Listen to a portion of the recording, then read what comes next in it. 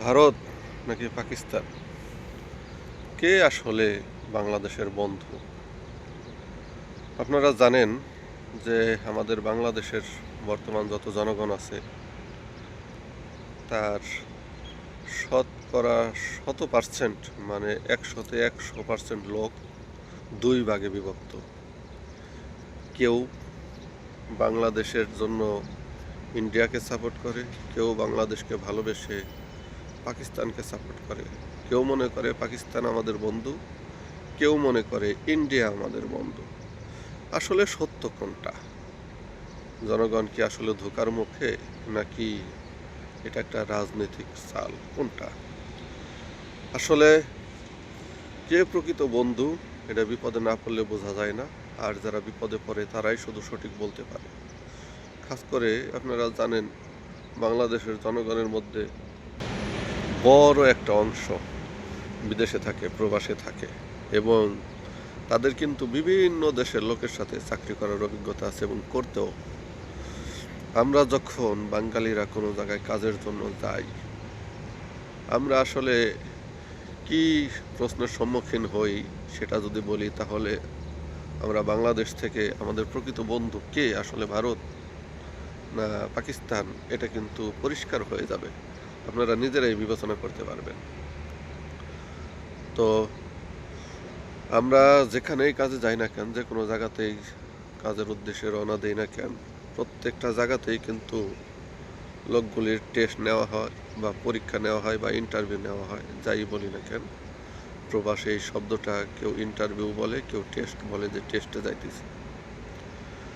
তো সেই টেস্টের মধ্যে আমরা কিন্তু অত্যন্ত দুঃখের সহিত জানাইতেছি যে বাঙালিরা বাংলাদেশ থেকে যখন আসে, তখন বেশিরভাগ লোক প্রবাসে আসে যারা লেখাপড়া জানে না, যাদের কাজের দক্ষতা নাই, যারা প্রকৃতপক্ষে কাজ বলতে কোনো কিছু বোঝে না, তারাই কিন্তু এদেশে আসার চেষ্টা করে। মানে যে কোনো দেশে, যে কোনো প্রবাসে যায়। যারা শিক্ষিত সমাজ, তারা বাংলাদেশ থেকে বিদেশে যায় না। তারা বলে যে আমরা লেখাপড়া করে এত কিছু করে কেন বিদেশে যাব। আর আমরা সেম জিনিসটা যদি ইন্ডিয়া এবং পাকিস্তান থেকে দেখি, তাহলে কিন্তু তারা লেখাপড়া করেই বিদেশে যাবার জন্য, যে আমি বিদেশে যাব এবং আমার ভালো একটা কেরিয়ার হবে, এমন মানসিকতা নিয়ে বিশাল একটা জনগোষ্ঠী লেখাপড়া করে। এর অর্থ তারা যখন কর্মসংস্থানে বিদেশে পাড়ি দেয়, লেখাপড়া জানা লোকজনই বেশিরভাগ পাড়ি দেয় এবং তাদের সার্টিফিকেট এভরিথিং সব কিছুই থাকে। তারপরে তারা খাস করে ইন্ডিয়া থেকে বেশিরভাগ লোক, মিডল ইস্টের যত বিজনেসম্যান আছে তার বেশিরভাগই ইন্ডিয়ান। এরা ইন্ডিয়া থেকে এসে মিডল ইস্টে বিজনেস করে। অর্থাৎ বড় সকল পোস্টে ইন্ডিয়া এবং পাকিস্তানি নাগরিক সেখানে। আমরা সারা জীবন দেখি পাকিস্তান ইন্ডিয়া যুদ্ধ, দ্বন্দ্ব, নাগরিকত্ব, মানসিকত্ব সব দিক থেকে। ইভেন তারা সিনেমাও করে, পাকিস্তানকে দোষারোপ করে সব কিছুতেই। আর আমরা যখন প্রবাসে আসি, তাদের সাথে চাকরিতে জয়েন করি বা কাজ করি একসাথে, তখন আমরা দেখতে পাই ইন্ডিয়া এবং পাকিস্তান এরা প্রকৃতপক্ষে কত মিল। একজন আরেকজনকে ছাড়া বাঁচে না, একজন আরেকজনকে ছাড়া চলে না। ইভেন নেপালের মতো একটা দেশ, তারাও কিন্তু ইন্ডিয়া, পাকিস্তান, নেপাল যদি কোনো জায়গায়, একই জায়গায় জবের জন্য কেউ যায়, আমি আবার রিপিট করতেছি, ইন্ডিয়া, পাকিস্তান, নেপাল, বাংলাদেশ একই জায়গায় যদি কেউ জবের জন্য যায়, তাহলে সবার আগে সিরিয়ালে নাম থাকবে ইন্ডিয়া এবং পাকিস্তান বরাবর। কারণ টেস্টের ক্ষেত্রে ইন্ডিয়া এবং পাকিস্তান এরাই বেশিরভাগ ক্ষেত্রে নিয়ে থাকে, এবং বাঙালিরা অনেক জায়গায় নেয়, যেখানে বাঙালিরা একটু লেভেলে আছে সেখানে নিয়ে থাকে। আমরা অনেক জায়গায় নিয়েছি, কিন্তু এটা সংখ্যায় অনেক কম, অনেক কম। অর্থাৎ শতকরা 1%-এরও কম। 1%ও না, 0.1%ও যদি বলি তাও হয় না এমন। অর্থাৎ হাজারে একটা দুইটা জায়গায় পায়। বাকি সব জায়গাতে ইন্ডিয়া, পাকিস্তানিরাই সাধারণত ইন্টারভিউ বোর্ডে বসে। অর্থাৎ তারা কিন্তু তাদের নাগরিকদেরই প্রায়োরিটি দেয় এবং তাদেরকেই কিন্তু আগে জব দেয়। এবং বাংলাদেশ থেকে এবং বাংলাদেশ থেকে যারা যায় সেখানে ইন্টারভিউ দেবার জন্য প্রথম চান্সে তাদের রিজেক্ট করা হয়। যতক্ষণ পর্যন্ত ওদের নিজেদের দেশের লোক না পাওয়া যায় ততক্ষণ পর্যন্ত ওরা বাঙালি থাকলে নিবে। আর যদি পাওয়া যায়, তার কোনো যোগ্যতা থাকুক না থাকুক, একজন বাঙালি যত এক্সপার্টই থাকুক না কেন, নেবে না।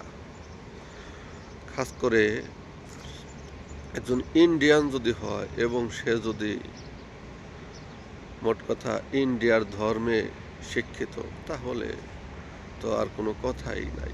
সে কখনোই একজন বাঙালিকে জব দিবে না। লোক যদি দরকার হয়, কোনো জায়গায় পাইতেছে না, সমস্যা নাই, ফিল করাই দিবে, আবার লোক আনবে। তার ট্রাই করে সবসময় একজন ইন্ডিয়ানকে নেবার জন্য, একজন পাকিস্তানিকে নেবার জন্য। তারপরেও আমরা যেখানে কাজ করি, যদি কোনো যে সমস্ত জায়গাতে চাকরি করি, সেখানে অনেক প্রতিকূলতার মধ্যে আমাদের টিকে থাকতে হয়। আমরা কাদের সাথে কাজ করতে পারি, কাদের আন্ডারে কাজ করলে আমাদের সমস্যা হয় না। আমরা যদি কোনো ফিলিপাইনের আন্ডারে করি, অথবা আমরা যদি কোনো কোরিয়ান চাইনিজের আন্ডারে করি, তাহলে কিন্তু বাঙালিদের সমস্যা হয় না। আর আমরা যদি সেই জবটা ইন্ডিয়া পাকিস্তানের আন্ডারে করি, তাহলে তার জব 2 মাস থাকবে এর কোনো গ্যারান্টি নাই, যখন তখন বের করে দিতে পারে। এই হলো ইন্ডিয়া এবং পাকিস্তানের আমাদের প্রকৃতপক্ষ বন্ধু স্বরূপ কাজ। তাহলে আমরা কি করে বলি? কেউ বলতেছি ইন্ডিয়া আমাদের সব, কেউ বলতেছি পাকিস্তান আমাদের সব। আমাদের দেশের বিশাল একটা অংশ প্রবাসের সাথে জড়িত। এত বড় একটা অংশ যেখানে অপমান অপদস্থ হয় প্রতিনিয়ত, শুধুমাত্র কান্ট্রি ভেরিফিকেশনের কারণে। তো এত কিছু দেখার পরেও কিন্তু আমরা সব সময় পাকিস্তান ইন্ডিয়ান তসবি পড়তে থাকি। ভাই, নিজের দেশকে ভালোবাসুন, নিজের দেশ সম্পর্কে বলুন। পাকিস্তান ইন্ডিয়া এই সমস্ত কথা বলে মানুষের বিবেকটাকে নষ্ট করবেন না। ধন্যবাদ সবাইকে।